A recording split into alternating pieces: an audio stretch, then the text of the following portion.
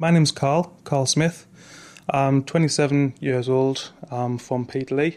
The company is called Devilwear, and we are an online retailer of designer clothes and sunglasses and watches and other accessories as well. And my role in the company is a director. I set the business up about 5 years ago. I see all the overall tasks of the business. I always knew that you had to sell something that you were interested in. So of all things, I am interested in my branded and designer clothing. I was just in a standard job, not paying very much, so I didn't have a great deal of money to spare. So I had a couple of £100, found a wholesaler of clothes. I was working in my bedroom, had a little bit of stock, wasn't taking up too much. All the profit I made from selling these clothes, I put straight back into the business and kept on growing it. I don't get enough people in the shop to be able to, pay the way. I wouldn't even get enough customer in the shop to pay the rent.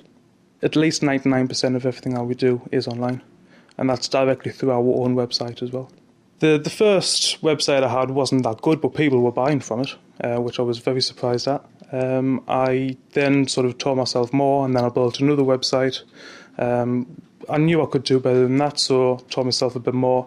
And then about 3 years ago, I found the software that I use now, edited that, and I've been using that for the last 3 years. A lot of people always ask, do you have an eBay store? Do you sell on eBay? But now I have people who buy off me and sell on eBay themselves. Dropshipping, as simple as I can put it, is where a customer who wants to make a little bit of money on the side would, say for instance, we sell a pair of sunglasses. They would sell that pair of sunglasses on eBay.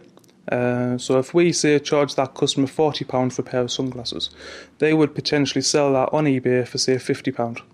Once they have an order, they then give me their customer's address and we send it directly to their customer. Why have just one person, me, selling the products when I could have potentially hundreds or thousands of people who could sell on eBay? They could build their own websites.